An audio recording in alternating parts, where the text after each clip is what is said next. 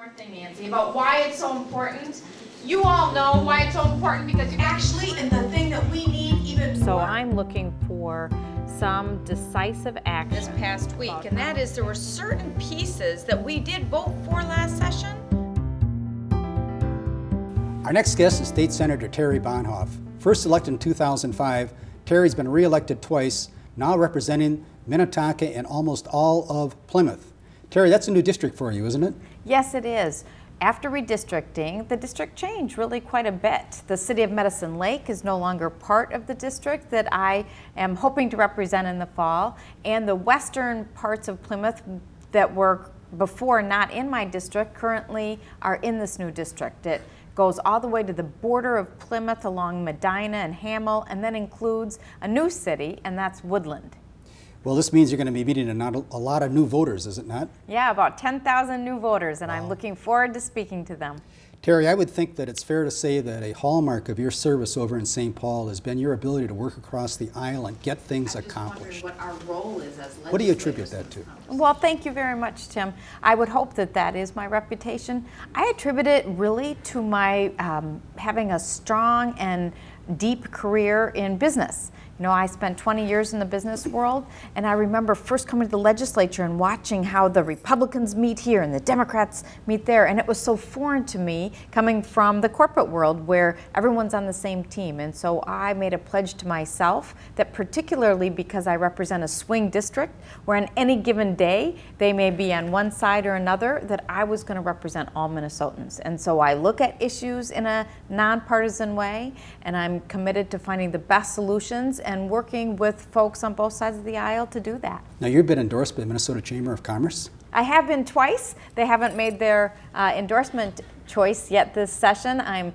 hoping to be endorsed by them, but I have not been yet endorsed. Have you used your business background to help reform state government? I actually have. If you recall, I think I've talked about it before on this show, when I first got into the legislature, I was struck by the 336 school districts that all had human resources, payroll, transportation, and so it looked to me like there was a duplication of efforts, and I began to explore what is the potential for doing regional shared services. I was very proud last year to pass a law that said IT can no longer be housed in every single state agency. Rather, it would be consolidated in the Office of Enterprise Technology. What that does is it allows one person to be accountable and to have some oversight as to what contracts are taking place, what functions are most necessary, where there's duplication. The implementation is going very, very well, and I believe that we will reap rewards in terms of cost savings and enhanced quality because of this change and future changes like it. Terry, I know that you have been and will continue to be a tireless advocate for K-12 education.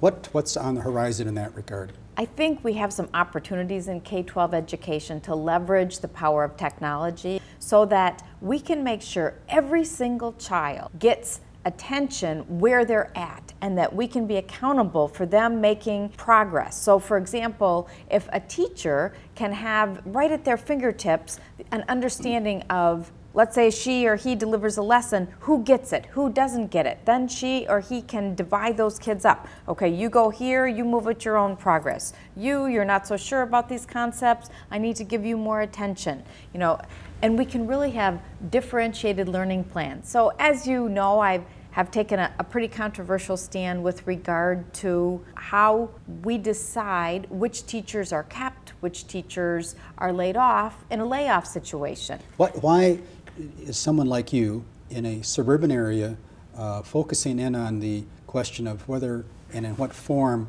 we determine which teachers are retained and which teachers are not retained from year to year? Why is that of interest to you? Oh, it was maybe 2 years ago, I got a call from a constituent who said, I am so upset because my child's teacher, who I absolutely loved, was the best teacher, you know, that in her opinion in the school, just got a pink slip and is going to be laid off.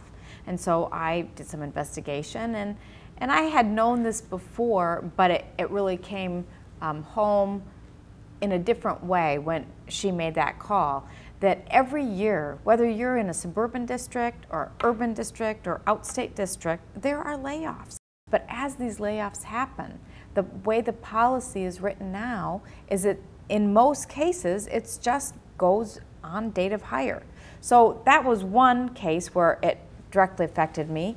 Young people have contacted me as a state senator and said, I don't want to go into teaching because I'm afraid about that instability in my early years. No matter how much I love the profession and no matter how good I know I'd be in that classroom, that instability scares me. And we know that we're going to have a teaching shortage in very short order.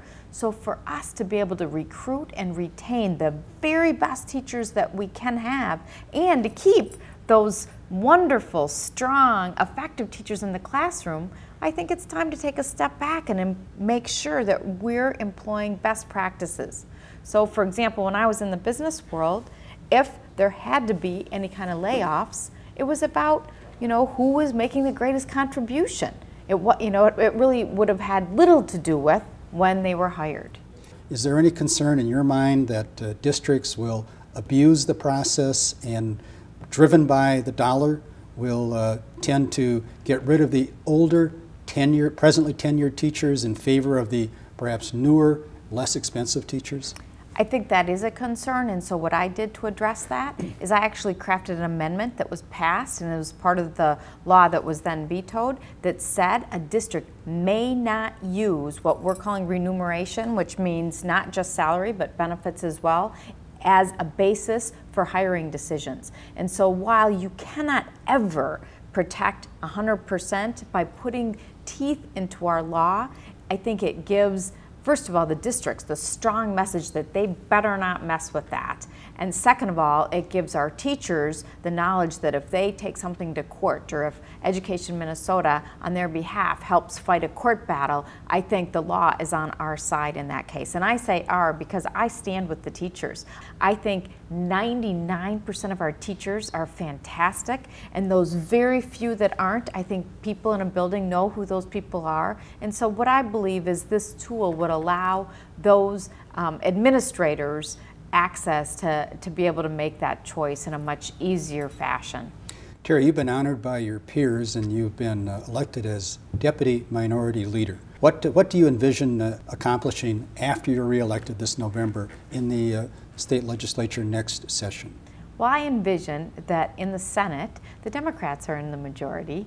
We have the real opportunity to partner with Governor Dayton to enact some of these bold and sweeping transformational changes that will in fact position Minnesota to lead the nation and to lead in the global competitive marketplace. And I think we do that by making sure we have the best environment for business, for jobs. We can invest in green energy companies. We can invest in early education. We can make sure that we're making the kind of tax reform changes that stabilize our revenue stream so we're not dealing with deficits, and we can be responsible stewards of our money. Terry, thanks for stopping by. It's always great to see you. Thank you. Democratic Visions is handmade by volunteers through DFL Senate District 48, Eden Prairie and Minnetonka. Lori Pryor, Chair.